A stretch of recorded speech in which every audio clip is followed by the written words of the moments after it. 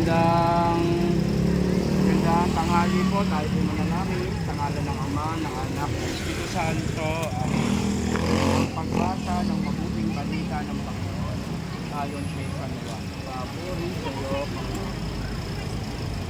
Sinabi ni Jesus sa kanyang mga alagad, ako ang daan, ang katotohanan, ang buhay.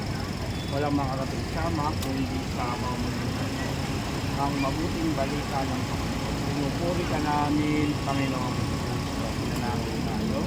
Naman namin makapangyarihan, ikaw ang nilisan ng aming sarili. Sa iyong makasiyahan at nagkakawalan. Paloob mo sa mga yalang bawat sa pamamagitan ito, sa lima at kaligtasan ng kanan. Sa kanilang pagpunta sa gawa man o paglilibang, iyong ipadama na sa Espiritu Santo saan bilang Panginoon buhay. Kasama mo sa Espiritu Santo, magkatawalang maglang, kawa ng Diyos at gawa ng pagbuwaslas, ang kawa ng mga alisin, ang mga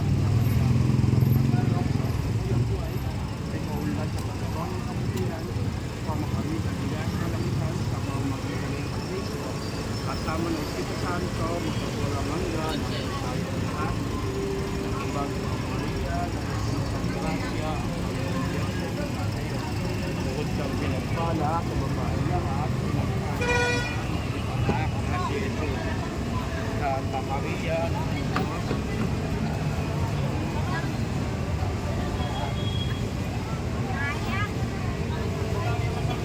lahat isama sa anak, sa Espiritu Santo, kapagod sa ulang nagpakailaman, magpasawalang hanggan.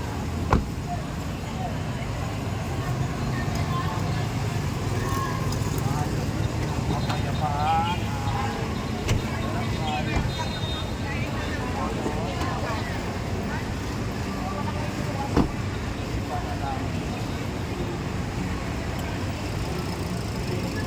walain naman tayo ng makapangyarihan Diyos Ama, Anak, Espiritu Santo. Amen. God bless. Thank you po.